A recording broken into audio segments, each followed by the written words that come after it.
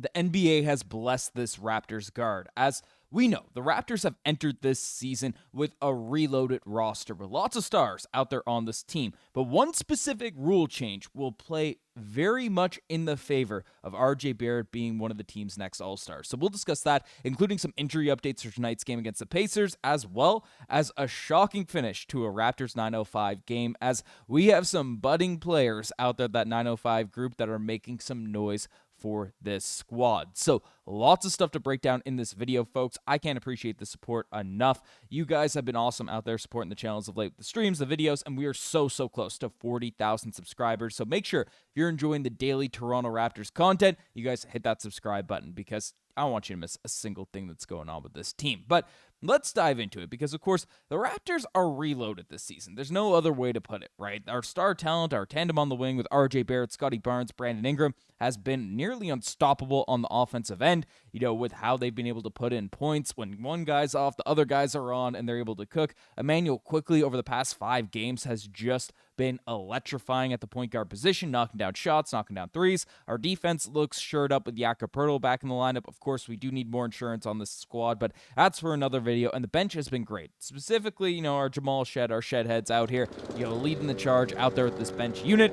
There has been a lot of positives to take away from this season. And we take a look at the standings as well, right? The Raptors right now are the 7th seed in the Eastern Conference, but have one of the easiest schedules in the NBA over the next month, and are literally a game out of the 2nd seed New York Knicks, who just lost Jalen Brunson. So there's a realistic possibility the Raptors are able to go on a run very, very soon. And that has led to some people, turn heads, hey, could we have some all-stars out here on this roster? Now, Scottie Barnes is looking like a lock for the Toronto Raptors right now with his performance, how well he's been playing, his stats and everything like that. But one guy that has, turned some heads early on in the season is RJ Barrett. Now, his last couple games have been bad. Don't get me wrong. You take a look at his box scores and stuff.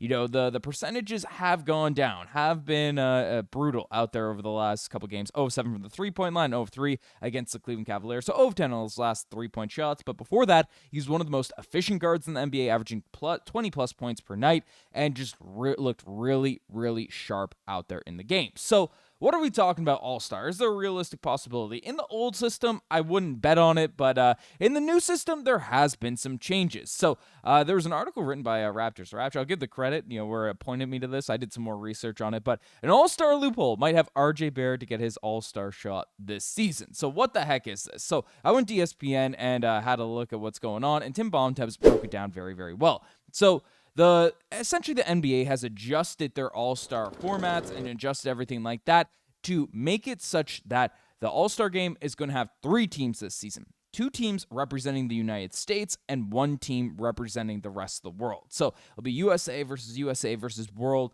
one of those weird organized games, like a game of pickup and stuff. They're trying to make the all-star game more competitive, and how the rosters are selected is where things get very, very interesting. So we'll take a look at this here right now.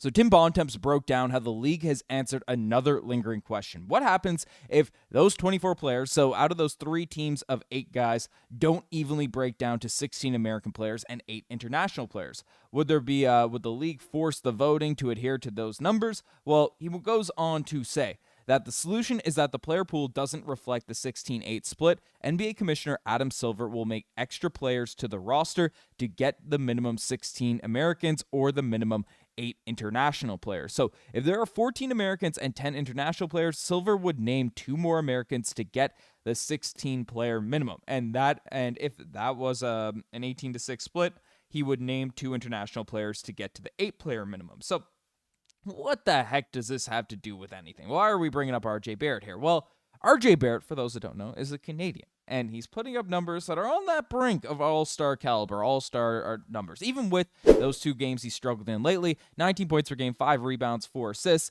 33% from the three-point line. The efficiency has to get back up in order for him to even be in the conversation, in order for him to be back into the discourse, back into the discussion. But if we take a look at the all-stars that were named last season, there aren't many players that are outside the United States. Now, you do have Giannis, you have Karl Anthony Towns, who represents the DR, I believe.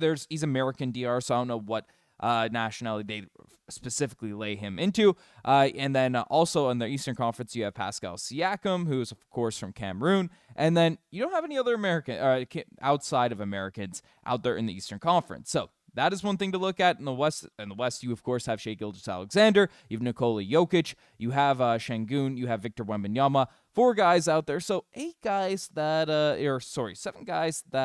were on the team last season. Now, if there's if we're going off of last season, now there's a bunch of guys that could be on the way up, on the way out.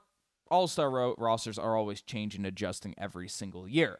But if the NBA is scrambling for one more world player, Josh Giddey, of course, has been awesome for the Chicago Bulls. He'll be ahead of RJ Barrett here in the standings at this point. But RJ Barrett, if he gets back to the efficiency that he had, if he was doing what he was doing early on in the season, and the Toronto Raptors are one of the top teams in the Eastern Conference, which I think they have a realistic possibility of doing, especially where they've gotten through the really grinded out part of the schedule, really unscathed, so to speak. And they're on a win streak right now, and they can come out and beat the Pacers tonight, really assert themselves in the top upper echelon of the Eastern Conference. I wouldn't be shocked if we see RJ Barrett out there in the starting lineup. Of course, I think Scottie Barnes is the most deserved, guy right now, but Scottie's going to be in the American group, American pool. But don't be surprised if RJ Barrett sneaks his way into an all-star team this season. Not saying it's guaranteed going to happen, but the NBA has blessed him in that regard. So, interesting developments there. We also have some injury updates for tonight's game to break down, as Colin Murray-Boyles is still dealing with his illness, and Ochai Agbaji is dealing with that lumbar strain, are both questionable for this game Saturday. Mobo and the two-ways are with the Raptors 905. They're all in action Friday as well. We'll break down this game on top of it, but still no Colin Murray-Boyles, which he's dealing with an illness right now, so wishing a speedy recovery for him. Ochai Agbaji's been struggling to get minutes out there on the roster right now. He's been pushed back in the depth chart a tad bit. So, interesting stuff. Again, we need some more front court depth. It's good news that Sandro Mamukelashvili's neck stiffness, he played the last game. It's good that it didn't aggravate his neck stiffness, and he is back playing tonight. So, that's a positive, and especially with Mobo with the 905, you don't have a lot of front court depth.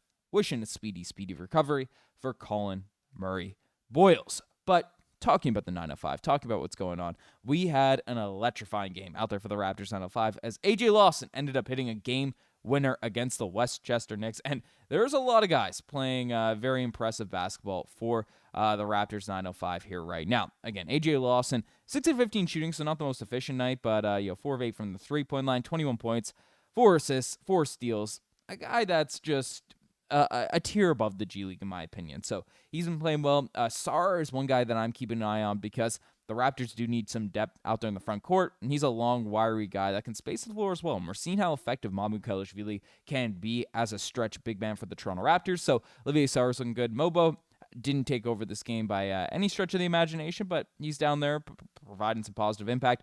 Chucky Hepburn, 4 of 11 from the field, 12 points, getting a couple steals, turn over the ball a little bit, but 9 assists. He can be a floor general, knock down some shots. Elijah Martin, not the most efficient night, 15 points though in this game, and David Roddy also looking fairly good out there off the bench for the Toronto Raptors 905. So there's a lot of guys. An interesting development there. A guy that was literally in our rotation when we won the NBA championship in Patrick McCaw, a guy that Nick Nurse loved to death. He is, it's crazy. This guy's not even getting minutes out there in the G League right now. So it's an interesting spot, the Raptors 905, and they've been a very, very exciting team, and AJ Lawson continues to prove why he deserves a shot out there with the big club, but not right now because we are so bloated out there at the wing positions. But let me know what you guys think about all of this in the comment section down below. You guys are the best thing as far. Subscribe to the channel if you guys haven't already. Anyways, I'm signing out. Cheers.